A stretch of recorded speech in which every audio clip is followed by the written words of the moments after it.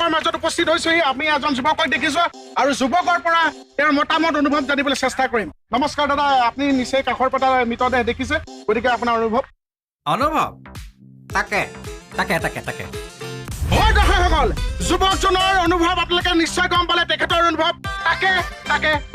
গতিকে তাকে অনুভৱৰ পাছত আমি এজন বয়োজ্যেষ্ঠ লোক আমাৰ মাজত উপস্থিত আছে তেখেতৰ অনুভৱ জানিবলৈ চেষ্টা কৰিম নমস্কাৰ আপুনি মৃতদেহ দেখিলে মৃতদেহ দেখাৰ পাছত আপোনাৰ অনুভৱ হয় দৰ্শকসকল তেখেতে কৈছে আপোনালোকে ভাবিছে তেখেতে ফুৱাই দিছে কিন্তু তেখেতে ফুৱাই দিয়া নাই তেখেতে হুমুনিয়াকে আহিছে হুমুনিয়া আজি তেখেতে কিয় কাঢ়িবলৈ বাধ্য হ'ল কাৰণ পানীত পৰি আছে তাৰ মৃতদেহটো পানীত পৰি আছে মৃতদেহটো উপঙি থকা কাৰণ মৃতদেহটো পানীতে পৰি আছে গতিকে আমি আৰু আপোনালোকক দেখাবলৈ চেষ্টা কৰিম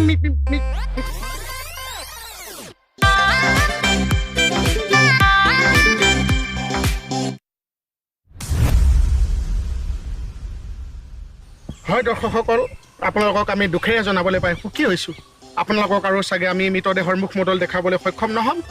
কাৰণ আপোনালোকে দেখিছে অলৰেডি মাছে মৃতদেহৰ গোটেই দেহটো খাই শেষ কৰি পেলালে অকল চোলাটো ৰৈছেগৈ কিন্তু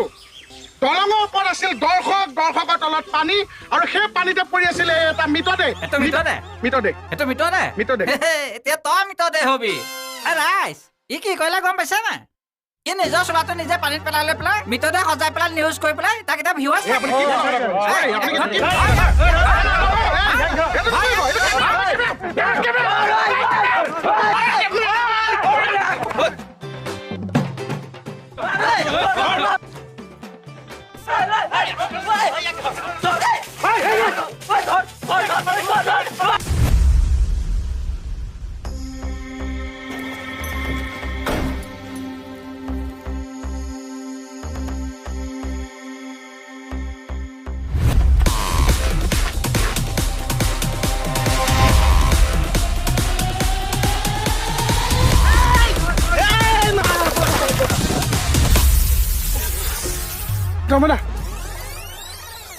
তমনা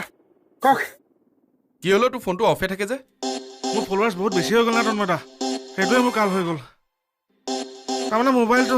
অন কৰি দিলে হাজাৰ ফোন মই কোনফালে মিলাম কওকচোন সেয়া চাওক CM অফিচৰ ফোন আহি আছে ইমান বিজি যদি তই নোৱাৰিবি কামটো আৰে পাৰিম কওক না তন্ময়দা আপোনাৰ কাৰণে মোৰ জান হাজিৰ ন কওক তই আমাৰ ঘৰখনৰ কাৰণে বহুত কিবা কিবি কৰি থৈছ সেইখিনি পাহৰিব নোৱাৰো কেতিয়া তন্ময়দা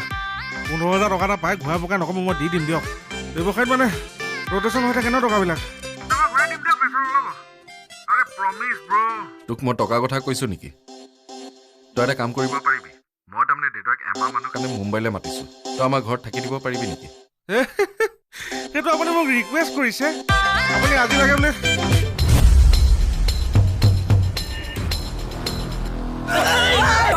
টমেটা ফোনটো ৰাখক চেলফি উঠিবলৈ মানুহ আহিছে